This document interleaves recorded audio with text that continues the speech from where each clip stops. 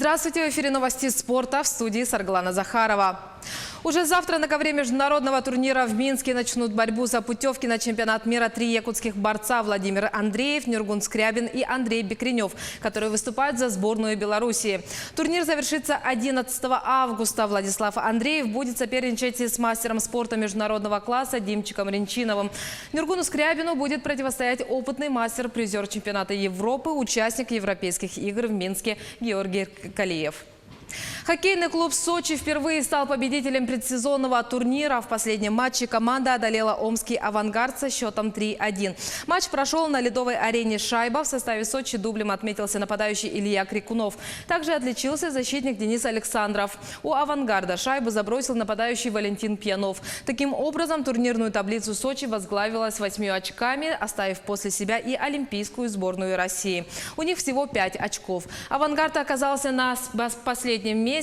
Регулярный чемпионат континентальной хоккейной лиги стартует 1 сентября. Откроет его ЦСКА и «Авангард». Российская теннисистка Дарья Касаткина проиграла канадке Бьянке Андриеску во втором круге турнира в Торонто. Россиянка проиграла со счетом 7-5, 2-6, 5-7. В третьем сете Касаткина вела со счетом 5-3, однако уступила сопернице в 4 геймах подряд.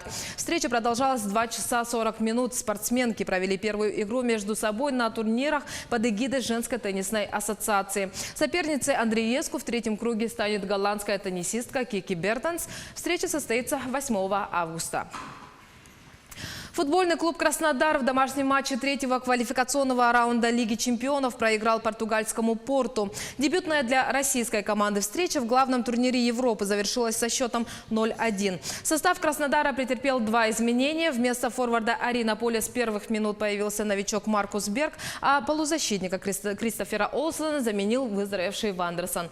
«Краснодар» попытался навязать гостям свою игру с первых минут матча, но большой процент брака в действиях футболистов мешал осуществить задуманное. Во втором тайме на поле появились Ари и воспитанник Академии Краснодара Магомед Шапи Сулейманов.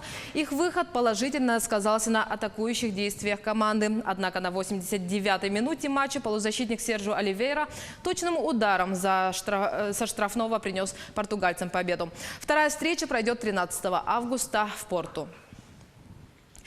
Якутские футболисты выиграли медали международного турнира «Спартак Юниор», который прошел в Москве, золото и серебро. В соревнованиях принимали участие около 200 команд из более чем 70 городов России, а также Белоруссии, Казахстана, Узбекистана, Кыргызстана и даже Египта. Самый массовый, зрелищный и масштабный детский турнир прошел под присмотром опытных наставников Академии, селекционеров, действующих футболистов и ветеранов «Спартака». Якутский футбол представляли 2 команды из воспитанников «Спартак Юниор» 2005 и 2007 годов рождения. Команды сыграли по 6 матчей по швейцарской системе, и ребята 2005 года рождения стали обладателями Кубка «Спартак Юниор». Второе место досталось белгородцам, бронзовые медали завоевала сборная Новопавловска. А спортсмены 2007 года рождения выиграли награды серебряного достоинства.